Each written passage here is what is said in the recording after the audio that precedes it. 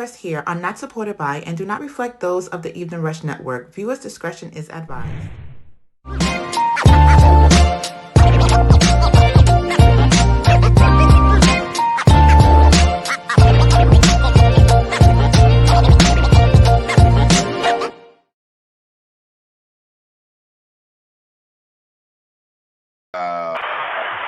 We are another weekend. This is crazy and amazing. It's like it just be like it's almost like a wake up and it's another show, right? We are plugged with Molly and Joe, along with my brother Zachariah, our co-host for this season. Um, my God, we're here. We're still here. We're still doing it. We still love what we're doing. We're still coming up with more and more information and the such. And that's what's amazing about what we're doing here. Of course, we have our topic of the day. And what's our topic of the day? We topic of the day is the causes and effects of emotional independence. What's that? What's that? What's that? What's that? What's that? What's that? I don't know what that is. What would that? What exactly. That was that. What's that? That dead air, whatever they call it, or what have you. Yeah. Uncomfortable silences. Yeah. Yeah. We don't need those in the land of radio, right? That's not. Not at all. That's not good. And All right. that's a dope digital shirt you got on. Yo, I don't even know why the shirt is doing this. Like, oh, you know why? I know why. The shirt is green. How about that? It's a Matrix shirt. The shirt is green. Yes. Actually, I like it. I don't know. It seems weird. Seems out of the ordinary. But of course, we topic of the day, the cause effects of emotional independence. Paying homage, of course. We have three new people. We always try to have different people, although we might double back every now and again. But hey, it is what it is, right? And then, of course, current events. There's a lot going on when you talk about COVID, when you're talking about our national politics and stuff like that, our local politics and the such. So, what we're going to do is we're going to do what? Hey, Joe, talk to us. Matter of fact, hold on, time out. Joe hasn't been with us for a while, right, Zach? Yeah. He was here, just he's been off and on. Off and on. We missed him last week. Right. So that's where I'm throwing off right here. You know what I'm saying? I usually come on, but I'm like, Joe hasn't been here. So you know what? Joe, kick us off, Joe. Go ahead, man. All right. So here's what we gonna do. We talked about the today's show. We talked about the topic of the day, paying homage, our current events. The platforms that we are on, you must follow us on Amazon Music, Pandora, Stitcher, Podchaser, TuneIn, Reasons Podcast, Google Podcast, YouTube, Facebook, Instagram, Anchor.fm, Spotify, iHeartRadio, iMixCloud, iTunes Podcast, the eveningrushnetwork.com, and also on the Evening Rush Network app, which is available on iOS and Android. All right. Joe, what you been up to, man? Well, I am a victim of the COVID clan. So I'll tell you that I'm just recovering from COVID-19. I'm pretty sure it was the Omicron variant because the Omarion. The Omarion, as most of us said, the Omarion variant. So I'm recovering from it. I'm feeling a lot better than I did last week this time, I tell you that. But it's at the point right now, like we were talking about earlier, it's going to get to everyone. And I think the quicker we get this over with, the quicker we can go on and move on to what we have to do in life, What you been up to, Zach? Talk to me, Zachariah. Just looking into this NFT thing right now. I don't know if y'all heard about what's going on in the virtual world. But I heard a little bit about it. Give us a brief little something about it. Well, it started out as a place for artists to sell their work digitally, and it's taken off into a whole new realm now. You have musicians and musical artists that are actually creating album covers with music attached to it now. There's just people selling artwork, digital art, music, all in the NFT world. Pretty soon it's going to actually, Travis Scott has an NFT where you could be playing Fortnite and the game will pause and turn into a concert, and he'll come out and perform like a 4 to 8 minute concert in the middle of your game, and you have no say so. And then poof, you're back to playing again. So there's all kind of things going on with what they're doing. They're going to eventually have an entire digital world where people are going to be living. To get a good concept of it, watch the movie Ready Player One. That's going to show you what it's going to be like in the future with the virtual world. Okay.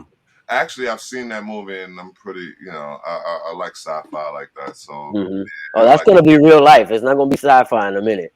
Well, a lot of the stuff that we sit there and claim to be sci-fi actually becomes real life, i.e., Star Trek. Beam Me Up Scotty had a cell phone. You know what I'm saying? So, a lot of that stuff do come to life. The Jetsons, right? We're not high up in the sky yet, but I'm still waiting for my flying car, brother. I'm still waiting for. They got them. They ain't for sale yet. They were talking on video chat. They were video chatting like we doing now. That's right. They were doing all that. Right. You're absolutely right. Working from home. You're absolutely right. Sitting there just video chatting and all that stuff. You know? Yeah. That's the original Zoom. Yeah, for sure. So what we're gonna do is we're gonna talk about our next topic, right? What our next topic is paying homage to our ancestors, right? We're gonna shoot right on to that. And in paying homage to our ancestors, what we do every week, we give the flowers to those that came before us and paved the way for everything that we do in our lives. And first up for us for paying homage to our ancestors is my main man. Yo, I can't believe Joe is back. Yes, Joe. COVID didn't take you out. Joe, you got it. I survived. I'm a survivor. Listen, there you go. Y'all see how my shirt is pixelated? I'm dodging this like it's the Matrix, brother. I'm telling you, man. Listen, I got people actually really close to me that's really like rooting for me to get it for some reason because I'm sitting here and they're like, yo, I can't believe you don't. Listen, I'm not going to talk about how I feel about things, but listen, I'm just dodging it. How's that? Right. Yep. And homage to our ancestors. Talk to me, Joe. Who you got this week?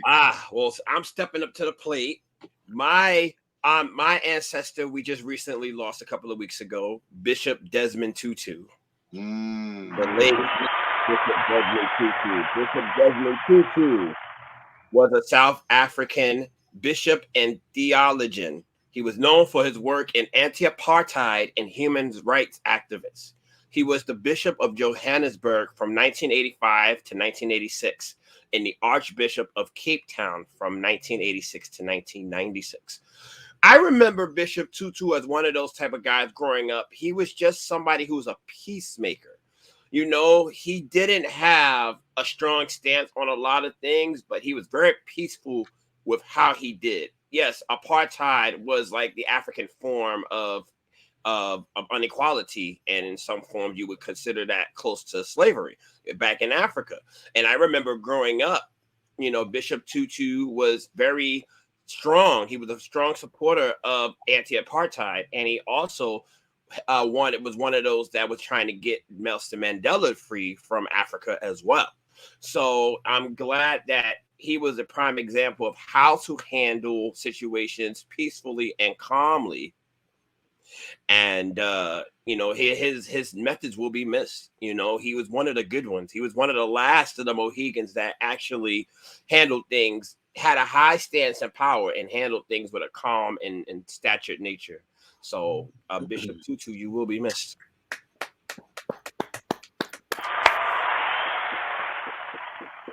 All right, paying homage to our ancestors is what we do right now, and this is the time when we give props and give them flowers to those that came before us. Because what we're going to do next week, we're going, those who make our ancestors proud. But this week, we pay homage to our ancestors. So, my man Zachariah, tell me who you paying homage to this week.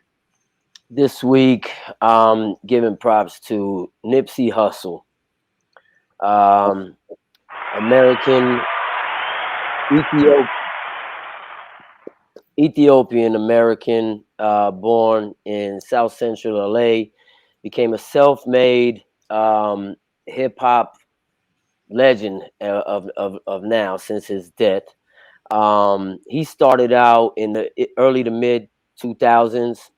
His first mixtape, Slawsome Boy, that's what put him on the map. Basically, he sold that out of the trunk of his car and ended up getting eventually what became a nationwide following. Then he followed with that is Bullets Ain't Got No Names, and then the Marathon continues, and Crenshaw. That one, Jay-Z bought 100 copies of that mixtape at $100 a piece. He later on went to sell one of his mixtapes, I believe, for $1,000 a copy after that happened, after being counseled by Jay-Z, I believe. So we know him for Victory Lap. Most people don't recognize his earlier work until Victory Lap came out, which blew up after his death.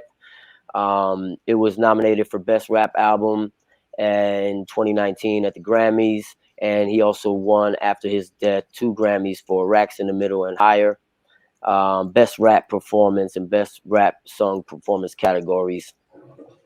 But also, this man lived up to his name. He was a true hustler at heart, and he taught people in the Black community how to use whatever you're good at to make money, and you don't need a handout. He didn't have a record label behind him in his early days. He made his success, just off of his grind, and the determination. He had that mindset, and that's what he always preached, even in his later music. And before his death, he came together and bought some land in the heart of South Central LA, a little shopping mall where he opened up his Marathon clothing store, and also a youth community center that taught, gave us place for kids to go after school and taught career and life skills for the youth in South Central LA to help them get off the streets and escape the holds of the system, basically, to not become a statistic. And he was a true gang member that actually came out of that lifestyle and taught people how to hustle your way to success, no matter where you live or where you come from. And I just want to give him props. The marathon does continue, Nipsey. And last point, he was bringing together, before he died, which some believe this is part of the conspiracy of how we lost him. He set up a meeting between the police chief and the head blood in South Central LA and himself. And they were supposed to meet was a week after he was shot and killed. And they were going to create a truce between the police and the Bloods and the Crips. And that's why there was a march after his death with the Bloods and Crips uniting. So shout out to this man. He was bigger than life, which is one of my favorite songs by him. Nipsey Hussle, you did your damn thing and you left a print in the world.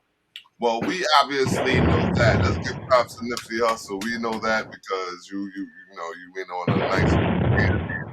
And the funny part about what people don't understand about Zachariah is that a lot of these stories come from the heart because he's actually experienced it. A lot of these situations over there in LA, sometimes you can speak to your truth and speak to your history. And it's kind of that's kind of cool if you ask me.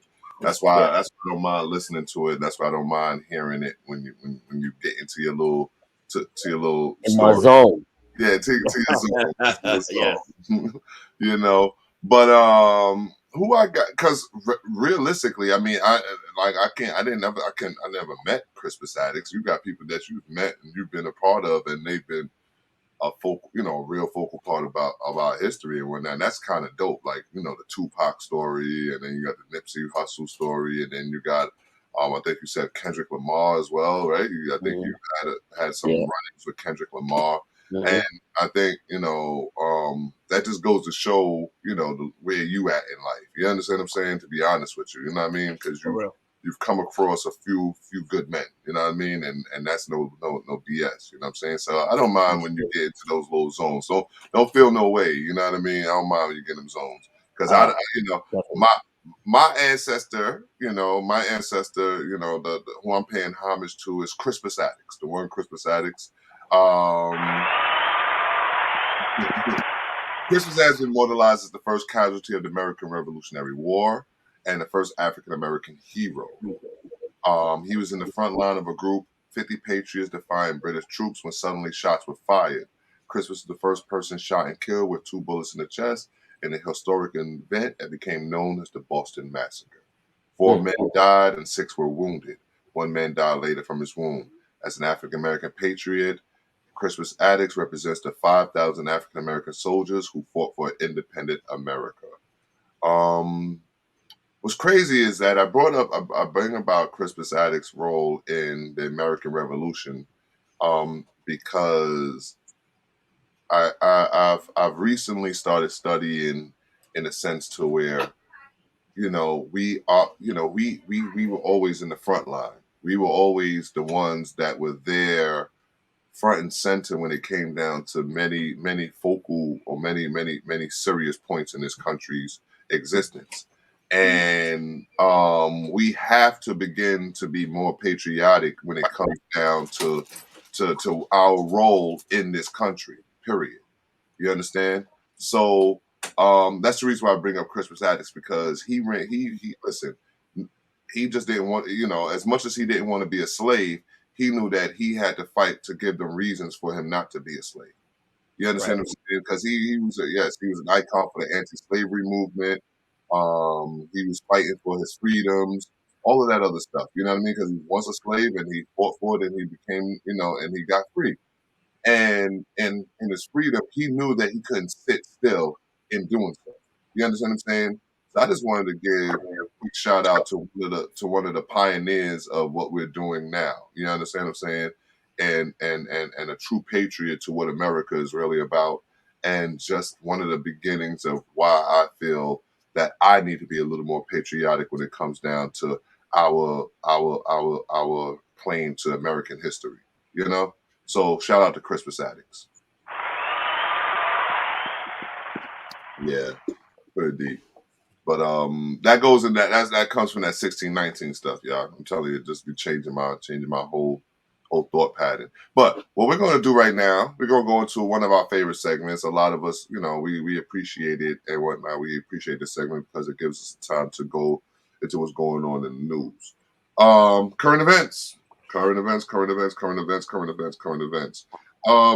we're going to do is Mayor Adams signs executive order to reform small business violations, giving small businesses a break from unnecessary fines and penalties. Mayor Adams, of course, is the new New York City mayor here in New York. Yes. Good. I don't know if that, because remember we was conflicted about his gunshots. We don't know if that's a good thing or a bad thing. So we don't know if that gunshot was I think those are shots of celebration. That was a shot of celebration. Yeah. Yeah. That was a liquor shot. All right. Yeah. So Mayor Adams signs executive order to reform small business violations, giving small business a break from necessary fines and penalties. What do you think about that, Joe, being a native New Yorker? We know that small businesses, the majority of them are minorities, people of color, and people of from other cultures, and to have, I think, lessening these penalties and needless fines help their businesses. So that's a great thing. If we were in an era right now where we would be open and be able to make as much as we were able to, this would be definitely helpful. But because of the fact that we're still in a pandemic, I think it does lighten the load a little bit. Like more like storefront places and, like I said, minority business owners that have storefronts, because these fines are unnecessary. Like, they're only doing it for less to small businesses. Like, they wouldn't fine big businesses like that, but, I remember at one point in time. Or big businesses can handle those kind of fines and penalties. Yeah, they absolutely. can absorb those, maybe he's looking at it from a standpoint where the big businesses, y'all can eat those fines and penalties, but the small business not so much, right, Zach? Yeah, I mean, I tip my hat to him because I know it's early on in his seat, and a lot of times when a politician gets into a seat, they forget about the little people that got them there, right? And you know, these small businesses are owned by minorities and blacks and, you know, the members of the community that don't usually get help. So like you said, those bigger businesses can handle those fines. It's like they own the buildings that they run in their business out of, whereas such a high overhead for the small business. You got to pay rent, you got to pay these fines, you got to pay this and that to get the legal fees taken care of. So definitely looking out for the little guy is a good move for a politician, a mayor of New York. I tip my hat to him. Yeah, yeah, salute to him, and especially where people, got all in the tizzy about some wording. You know, what I mean, I'm not even going to talk about that because I really feel like, yeah, you're right. Everyone gets fined. This impacts small business adversely, comparatively speaking. Yeah, Exactly. Right. that's what we're Exactly. speaking to. We're speaking to that fact Exactly. that whereas a big business, they can absorb those fines, and it's nothing to their bottom line. Whereas Yeah. small businesses, they can't handle those same things. Right. And I say the same thing with pricing as far as commercial pricing and stuff like that. When you're dealing with small businesses, they shouldn't have to deal with those commercial pricing that they might have for them big businesses. So it goes hand in hand. I get it, and I salute to him. And again, like I said, especially with what's been happening as far as some of the things that he said, as far as what was the wording? Some people are not, not equipped. What was the wording With that he said? academically inclined or something like that. I don't know what the exact words were, but Yeah, I don't remember the words exactly, but low skill workers. There low we go. Skilled skill, workers. yeah, low skill workers. Me personally, I think he made a good point. It just came out wrong for a lot of people because he just kept it 100. You understand what I'm saying? Maybe he was just maybe he's emotionally independent. All right. I mean, we're not. I mean, you look at society. We're, I won't say trained, but most of us are inbred as low skilled because the resources aren't there for us. And that's what he was speaking to. So we And like I said, I don't think it was an insult. I think it was more or less a keeping statement it to real. let people Just know, keeping it keeping it 100. Yeah. real. Yeah. All right. So Joe, Plessy versus Ferguson, pardon after 132 years. What's that about? Well, Homer Plessy was a victim during the separate plus equal era in the 1890s. You could kind of say he was the Rosa Parks before Rosa Parks, the Clovette Colvin before Clovette Colvin. He sat on a train in Louisiana in a white only section and refused to leave when a conductor ordered him to move to a rail car reserved for blacks. He was arrested and convicted, violating at a trial violating the Separate Car Act of 1890. So 1890, it took 132 years to realize that this man wasn't wrong for what he did.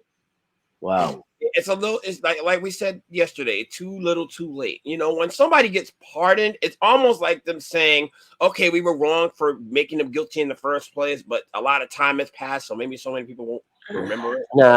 Nah, this is a buffer. This is a buffer. They do things like this to buffer the rest of the news that show, okay, there's so many things going on. Okay, another black man got shot by a white cop.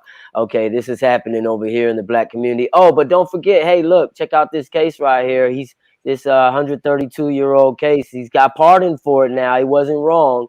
It's just a buffer because, there's so many Yes, things that are still going on. The work that he put in is still in. It hasn't had an effect today. It's still being, there's still violations, that didn't make any changes, that should have been changed by now. Yeah, I mean, listen, the pardon to me, like you said, it's just a buffer.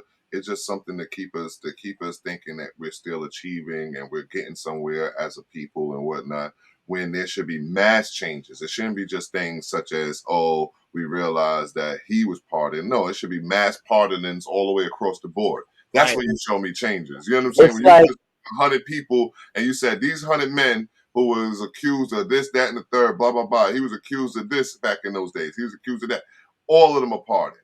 You Right. understand what I'm saying? yeah, Let's not give me one at a time, and let's not give me one first at a time, because that's what they keep doing. They give us a first here and there. Oh, he's the first one to be hired by, Morgan Stanley. He's the first to be running this section of such and such big major corporation. Right. First. They sell us a bunch of firsts. They give us a bunch of pardons. and then exactly change all of the systemic BS that y'all give us. You know what I mean? That's right. And one of these weeks, I want to break down the system. When we always Yep. talk about systemic oppression, we need to let people know what that system looks like, That's exactly right. what system is going against you, so that way they That's right. can acknowledge from left to right and straightforward what the system is doing against us. You understand what I'm saying? Because this is Yeah. part of that system to keep giving us first, to keep pardoning us way yonder. Like, oh, who might need to, But who might Molly, get free today? you Right. know why they gotta sprinkle it like that, right? You ever play Uno? You know, you gotta save certain cards for when you gonna need them. Right. You That's know their what I draw mean? four. That's Right. They their gotta draw. sprinkle Wow. it. They gotta sprinkle it in there, for when the next, flurry of cases And come we up to keep show what's going for it. happening in this country. And we Yeah, keep going for it. And we keep exactly. going for it. Boy. Yeah, you know what I mean? So at the end of the day, listen, we know what it is. A bunch of firsts, a bunch of pardons ain't gonna do us nothing. Let's get it on. You know what I mean? All right. So basically, Canada. I don't know nothing about this, Joe. Canada pledges 31.5 billion to settle fight over indigenous child welfare system. What is that about, Joe? Well, they announced what would reach one of the most largest settlements in Canada's history. They're paying 31.5 billion to fix the nation's discriminatory child welfare system and compensate the indigenous people harmed by it. So it's similar to the child welfare system that's here. They're putting their money where their mouth is, per se.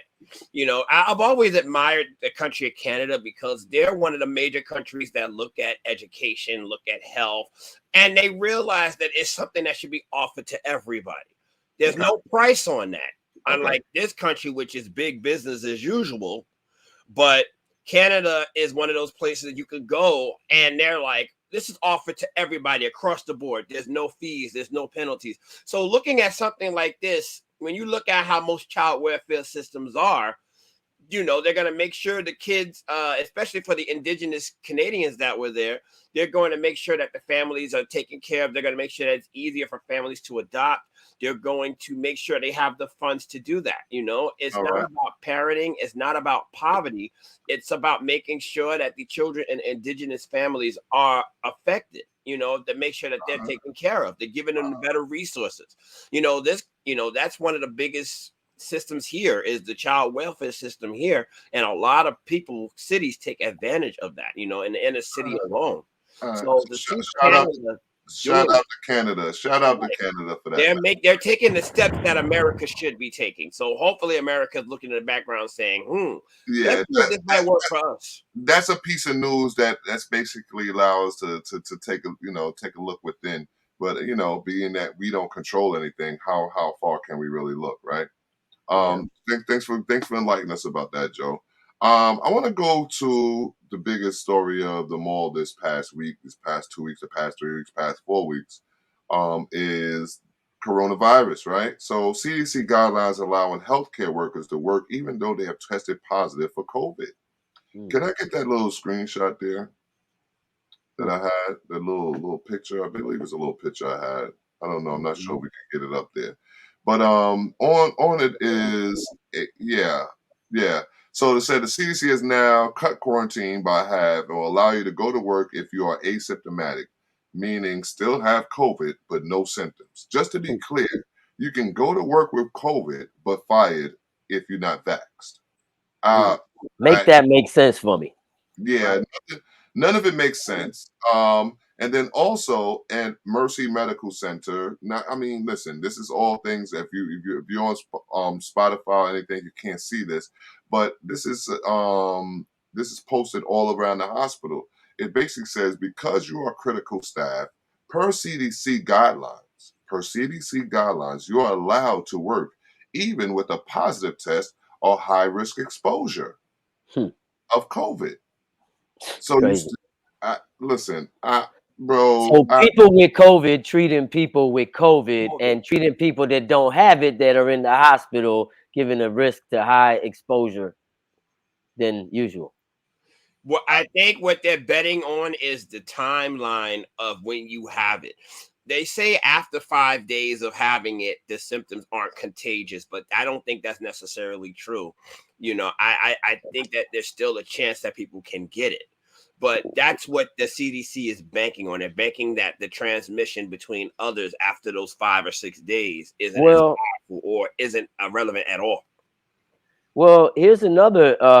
There was a tweet that popped up and said, within the past 48 hours, Biden has admitted that the virus can't be stopped. CNN admitted that masks are useless, and now the CDC has admitted that PCR tests are a fraud. The wheels are flying, they're starting to come off. ABC News says the newly updated CDC guidelines don't require testing at the end of isolation because PCR tests can stay positive for up to 12 weeks. CDC Director Dr. Rochelle Walensky tells ABC News. All right, listen. We could talk about COVID all day. I just want everybody to stay healthy and informed. Get more information. Stay informed. Do not go for the okie doke. And with that, we're going to take a quick break and come back with you know what I mean, because I like this one. We're going to talk about it. We ain't going to speak about it, but we want you to understand the message real quick. But we're going to come back from this short message from the Evening Rush Network. Peace. Looking to podcast shows and do not know where to start? The Evening Rush Network can help you with that. Call us at 929-441-2417 or email us at theeveningrushnetwork@gmail.com for dates and prices. We got you for all your podcast needs. The Evening Rush Network. Tune in, subscribe, and share.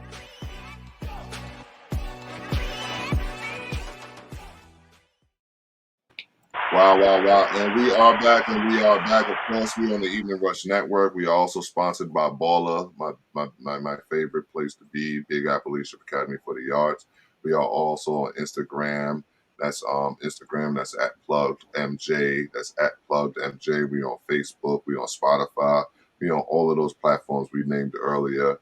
And this is one of our new segments. We're trying to fit it in there. We're trying to get it in there, but you know, we get this flowing about the current events because we have a few more topics in current events that we didn't even touch, like Antonio Brown's situation. But I think we could touch on that next week because it's give it a week and see how it plays out. It's about Corona, some new variant. The new variant. Ooh. You know what I mean? Or a mix. It's a mix between the flu and Corona. Corona and the flu.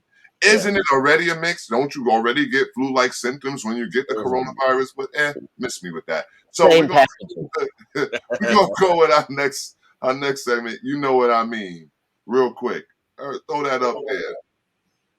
So this is a quote that you're not seeing on Spotify and anywhere else that might not have any video reception. Dr. Amos Nelson Wilson. He has a quote saying, if you want to understand any problem in America, you need to focus on who profits from that problem, not on who suffers from the problem, which is usually us as a people.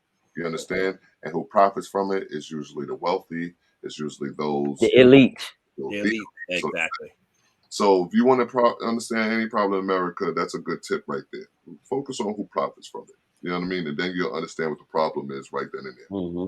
Well, that's pretty much basic for any systematic structure. Yep. Anybody who controls the situation, they have the power to make it even for everybody else. So that's what Dr. Wilson was pretty much trying to state. And that also leads into our topic for the day because it deals with mental health. It deals with understanding these same scenarios where you understand who profits from our emotional ruts, right?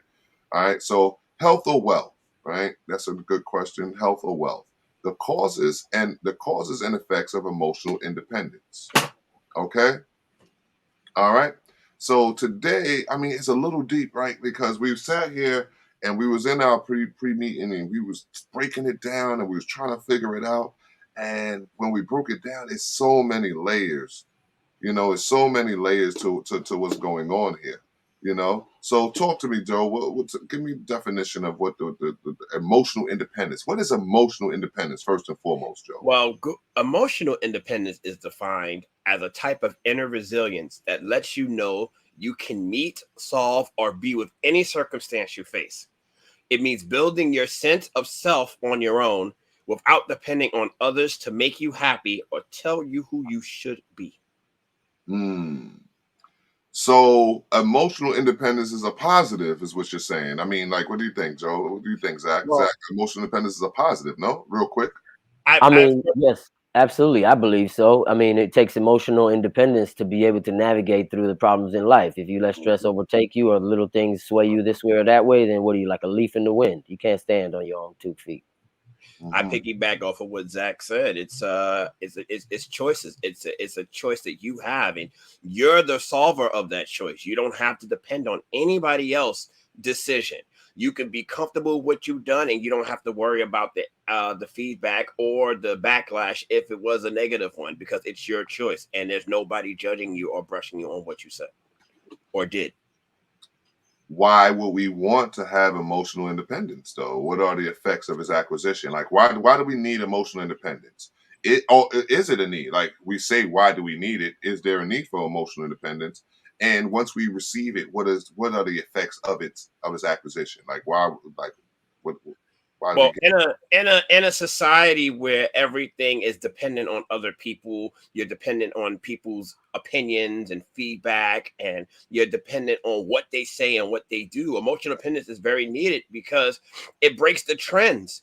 It helps you figure out your life without having other people in your ear telling you what you should and should not do, or second guessing yourself and your choices. So it's very important if you want to live life on your own terms. But Zach. So I mean, like, because for me, what it's sounding like is that like someone who goes within themselves that much, where it's like, you know what, I can meet anything, solve anything, be with any circumstance, and then self of your own, depend on others, without depending on others, no dependence, meaning you don't want to depend on others. It sounds like you have trust issues. Yes, to a degree, I would agree. But some of the greatest leaders the world have ever known had trust issues, and that's because when you become into that mental state of mindset where you have to be the leader, you have to have that emotional stability to be able to see things that other people can't, to be able to deal with situations that other people might break or fall under the pressure of. You have to have a certain trust in yourself, and you might not see that in other people that don't have that strength, or that don't have the loyalty that you have to yourself or to the cause. So yes, it is, but then at the same time, is that always a good thing when we're talking about a community or in your own home? So yes, for certain roles it's a strength, and in other parts that trust issue could be work against you as well. It's the catch 22. So I mean, it's a powerful tool to have. Yeah, I mean, that's what I'm gathering, right? Because we talk about emotional independence being generated with intrinsic motivation, meaning it's internal. It's something that Yeah. that internally you're motivated. You self motivated. You know what I mean? But is there a con to that? Is there like, because what we would like to talk about is there a catch 22 in this situation? You know what I mean? Because we want to be emotionally independent, but then also you're saying that we need to build some type of trust as the same in the same sense. You know what I mean? So how can you be internal and external at the same time?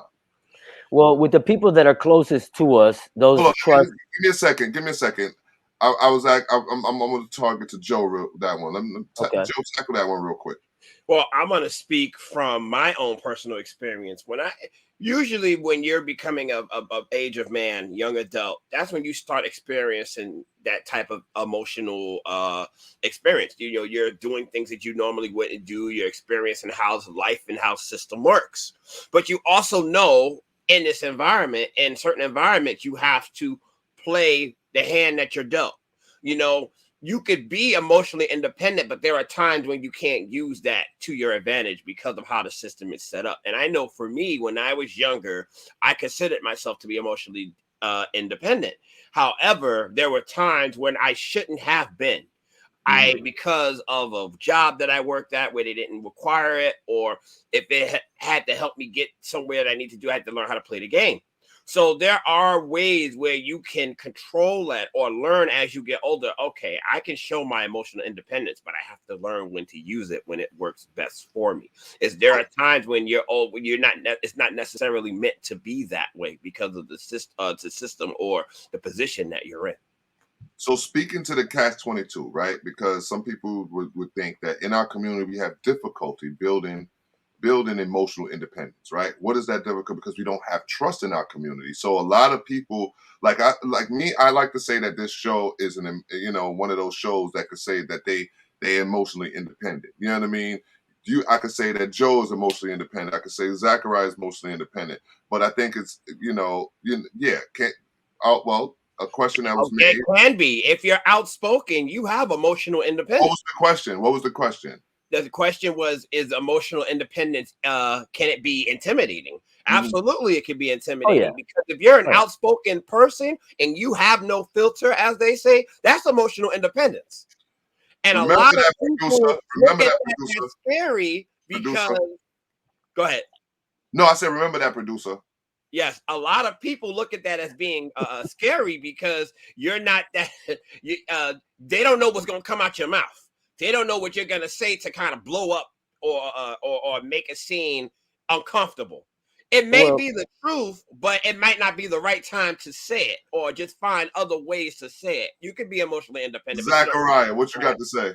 I mean, among humans and among animals, we have alphas and then you have the non-alphas. And sometimes the alphas are intimidating. And like Joe mentioned, you might be speaking truth and not everybody can handle the truth, and if you're emotionally independent, you might be able to swallow that pill and that gives you motivation for strength, whereas somebody else, it breaks them down.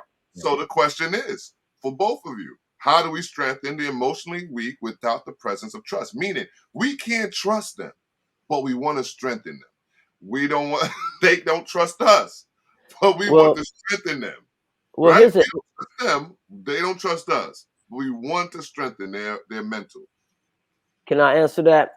I think sometimes, I was reading something, in business about creativity and how leaders promote creativity amongst their team, and it's by walking through example. And one key note was that you have to show confidence in your team members. It's like even the player that's not so good, you got to pass him the ball sometimes to show him that he could do it too, or else he's going to constantly be that underperforming player. Give him the floor and sense of and you notice this with Shaolin monks. They'll take a 3-year-old boy and have him conducting the class of adults, and the adults will take it seriously as if they were the sensei. Oh, wait, give us build his confidence. Let's go. Yeah. Can you be emotionally be the most dangerous one in the room? Yeah, depending on how you use that emotional weakness. If it's a breakdown, absolutely, because that breakdown can lead to a volatile front, a physical front. So, yeah, that emotional weakness, that's a form of being. When you're emotionally weak, you're frantic. You're like a rat in the corner. You'll strike out at anyone and anything. And most emotional weakness leads to a physical strength, or a violent breakdown. And yes, you can be dangerous from that, because if you don't have control of your emotions, it turns into. But the question was, and it still remains, how do we strengthen the emotionally weak without the presence of trust? And what Zachariah is saying is that we teach them early, right? So in teaching them early, we don't allow them to be weak later. So I guess the emotionally weak, we allow that to be something that's done as a child. That's a childhood feeling or what have you, because as you become older, we want you to be emotionally independent of all things. And Zachariah, I think you can speak to this, is that actually that's our upbringing in a sense, because remember, those, like you was talking about the Shaolin monks and whatnot, and they would have young men teach. And guess what we were doing? We was young men teaching, because I mean, you saw me, I was a teenager teaching a congregation and basically teaching them about their lives and such, and one of my first teachers, wiser before your year.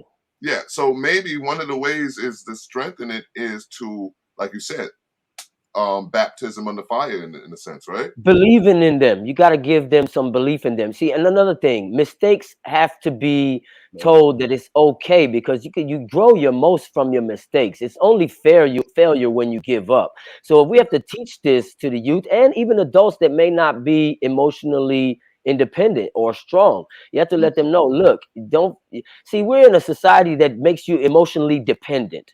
You go online and everybody wants to fake and be somebody else on social media because there's a fad, because there's a trend, because of what is acceptable to us, and everybody wants to fit in. You know, I read a quote that says, would you rather be successful or satisfied? And success is determined by other people. Well, Whereas that goes to our question of that other question that we got. hear the ending of it. But satisfaction is determined by your own mind, heart, and soul. So which is better? Good question. You know? Good question. That was a good question. You stumped me real quick. Are you leaving that for us to answer? Or are you tell everybody out in radio land and on the podcast world to? I mean, go ahead. Answer it for themselves, because I'm actually answering it for myself. Right. I'm taking it personal. I'm gonna answer it for myself and move on with that one. He said we help them by introducing the idea of goal setting. Remember that it requires internal motivation. The individual has a desire to help change growth. Right. But when the system is against you, how do we make it look good? Right. So we got to start putting it. You know what I'm saying? We got to make emotional independence something that people are seeking. The same way they might seek independence in itself. You know what I mean? You say, oh, I want to be independent. You know, I want to be free. Okay, we are free in a sense, right? We're sitting there feeling like we're free. We got our apartments, we got our homes, we're able to have children, all of these different things and whatnot. But what allows us to be better? What allows us to go that extra mile? That is that emotional independence, because with everything that's against you, you're still going to sit there and trudge on. You're still there going to and keep moving, right?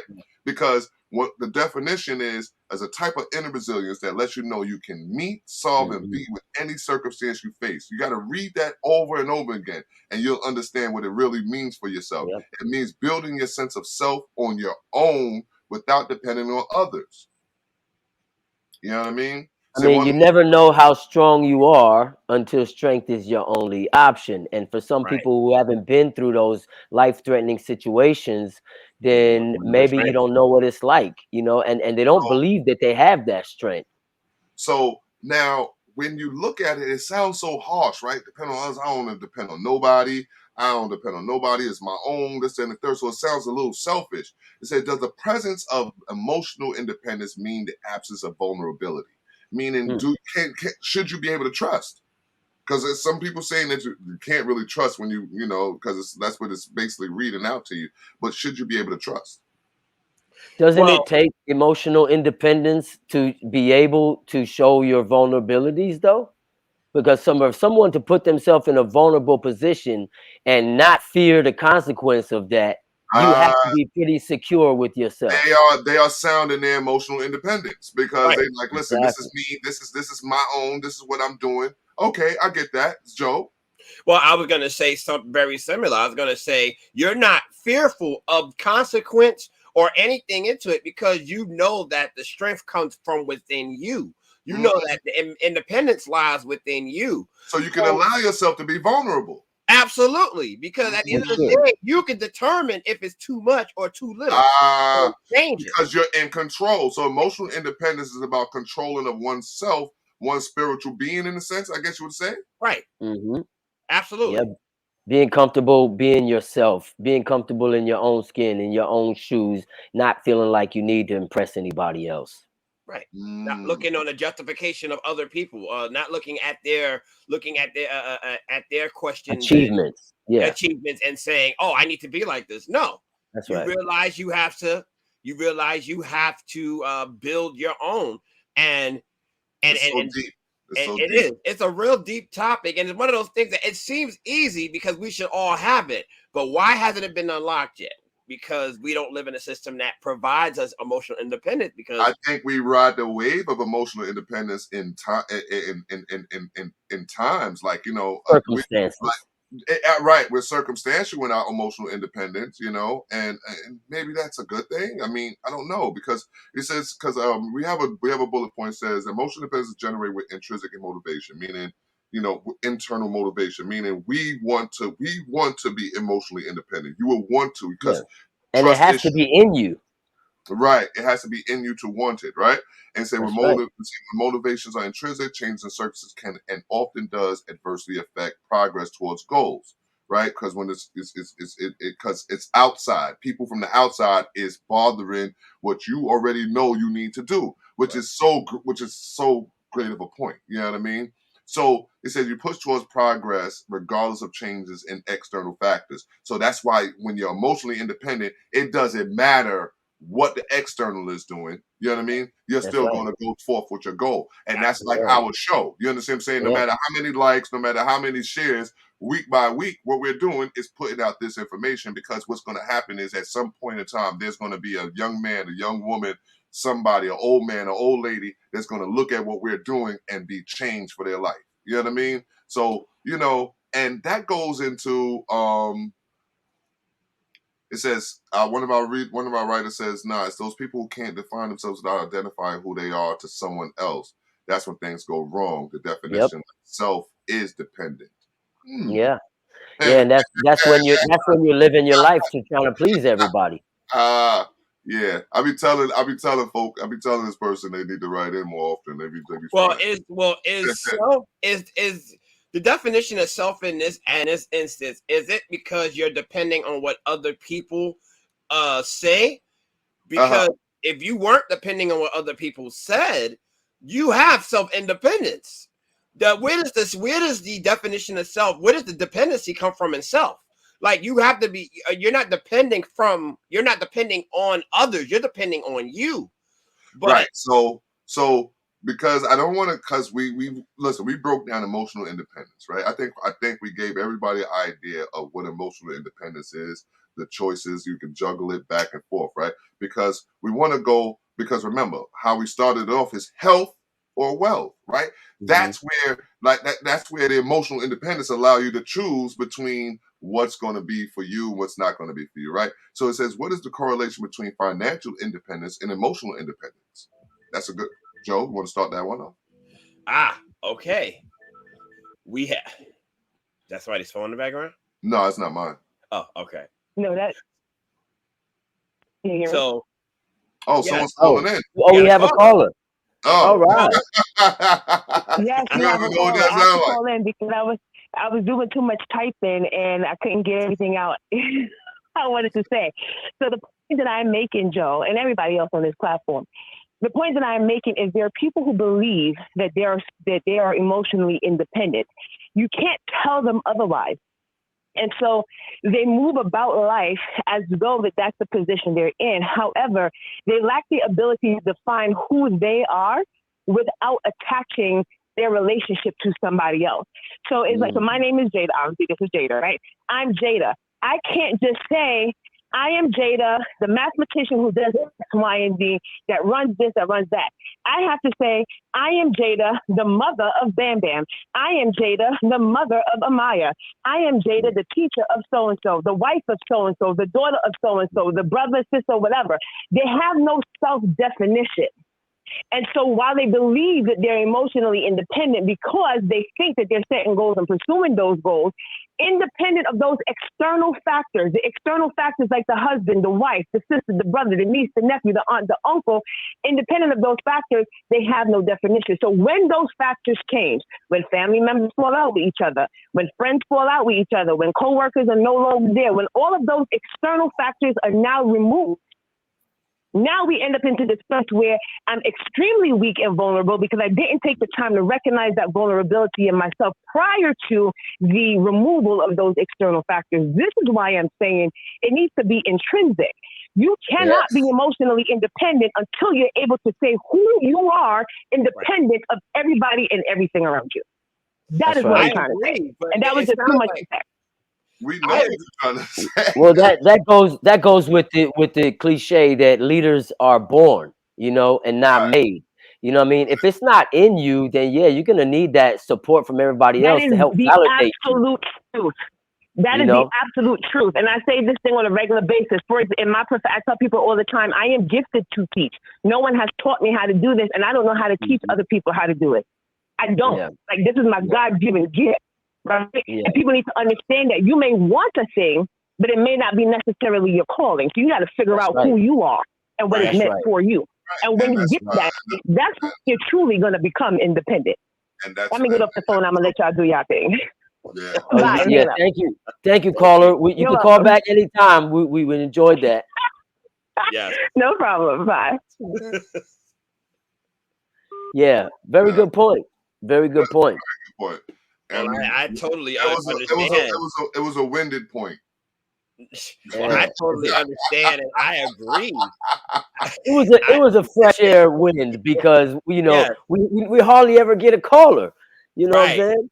So we need So this caller to call in every time they're on the show to bring in their point because they can bring us back to where we need to be. So I totally agree, but I look at it as when somebody is feeding off of a dependency from somewhere else, or they're using other people to claim their independence. That's not an independence in self. That's an independence, and that's just them putting on a front or putting a name behind who they are. But like you said, Jada, you said that once all that stuff is done, the strength is finding their own independence, because when they discover that it's not there anymore, can you really call it independence? No, it's worn out. Its time is done. And now the challenge really begins. Where do you find that independence from? Do you go back to those others and say, hey, I've been leeching off of your name and your title for so long. How do I build my own? Or hopefully Well, you will take within that time. well, the funny part is life is that way, and that's where unity comes in there, because at the end of the day, we do latch on to one another. You understand what I'm saying? I think it has a lot to do with how we were raised also. Who'd you have around you? I mean, we came up watching Bruce Lee, and listening to Bob Marley, you know what I mean? And people that were free thinkers and just pulled strength from But inside, but you know? so now when you talk about emotional independence, because this is, we're closing out, we in our witching hour, as they would say, and whatnot, and we looked at the choice between health or wealth, right? That's part of the topic as well, the choice between health or wealth. That's like example, COVID versus your job. You know what I'm saying? Meaning, get the COVID vaccine or lose your job. Athletes playing through injuries or lose their job. That's the Antonio Brown situation. Um, Keeping mental health issues, meaning you might be bugging out in your head, but you'll keep it to yourself in order not to lose face over on your job or within your community, especially in the Black community, because you don't want Right. nobody pointing the finger at you. So these are the choices that's made through now. And the best choice about both of these things, the health or the wealth, the COVID versus your job, is your emotional independence. Those allow you to make the tough choices. But when you think about it, when you put that money up there, you know what I mean? When you put money on the board, what y'all think? A lot of people give in when it comes to that money, and it's not necessarily for like the love of money, but you got to pay your bills, your family might depend on you. So that's a tough situation, but it takes a really strong independent person to stand up for their beliefs when their livelihood is threatened. And that's more or less the case for no matter how much money you're making. If you're used to living life a style and the system tells you, oh, you got to have this amount to live, you're going to look at your lifestyle and say, well, people don't outweigh the pros and cons. People to make the choice that's good, where they're going to live comfortably because that's all they know. But for those who are financially emotionally independent, rather, they would say there'll always be opportunities for me to excel, or the money doesn't mean everything in the world, and they will take that choice to look for something different. But now, I think when you look at guys, I think that's true, and not everybody is gonna feel the same way about those situations. Because personally, I believe everything is a choice. Whether you threaten my livelihood, whether you threaten to take away my family, when it comes to certain beliefs that I have, I will not compromise. I've been in situations where that has been tested, where my life has been on the line. And until you have a mind made up, which is the most powerful force in this world, short of God or whatever you consider the higher power, for me, that is the deciding factor of my emotional independence, what I believe in and what I'm willing to die for or sacrifice everything for. So for some people, that money might not mean nothing. For whatever is your anchor might not mean nothing. Your But anchor like, has to be but like, inside your true beliefs in self. but like one of our writers that wrote this, like they'll put their life on the line, but not their kids, because you have kids now. So when you think about it, you Yeah. sit there and be like, all right, I'll go in the street and I'll be a soldier about it, but would you put your kids out in the street with you? And I think there's some people that will choose that, and then I guess they're a little, salute to them, right? They'll choose to like, listen, we all out here, we all out here struggling together. You understand what I'm saying? We all, because it's like the doomsday people, you know what I'm saying? When they be like, oh, okay, we about to go into the mountains and hunker down because we're waiting for the apocalypse to happen. They take their kids right along with them. It's still a decision. And then remember, yes, like I said, you're still emotionally independent because you still allow yourself to make the choices necessary for your life. So I guess you can't say that you're not emotionally independent when you make any one of these tough choices, but it's the matter of fact, understand that you still have to make that choice with Right. no and make that choice. You know what I mean? And making those choices allow you to step into the realm of being emotionally independent. You know what I mean? Like athletes playing through injuries. That's a decision to make. You understand what I'm saying? Because you can either play with the injury and hurt yourself further, or you can take your stance and say, no, I'm not playing with that injury and go and go from there. Well, there's a quote that says, "Nobody can walk on your back unless you bend over." So it's up to me whether I let someone have that power or that control over me. And they give me an ultimatum, I don't have to bend to your rules. I could do what I want to do at the end of the day. And that then to determine on what the outcome is going to be. Am I willing to suffer the consequences or not? So when you're talking about emotional independence, are we just talking about, in this case, with his finances, financial, the boundary between financial and emotional independence? We're not talking about making a decision, whether you just are stressed out or not stressed out of a situation, but whether you're willing to sacrifice your financial dependence for your emotional independence, right? Mm, that's a good question. I mean, a lot of us has the reason why this probably came up is because of COVID vaccines and stuff like that. Yeah, yeah, I still chose my path. Nothing. Yeah, it is quite it possible is. to have financial independence and emotional independence That's because right. what we've broken down today for me, like what we've broken down is that they can actually be two separate things. No, Joe? Yes. I agree.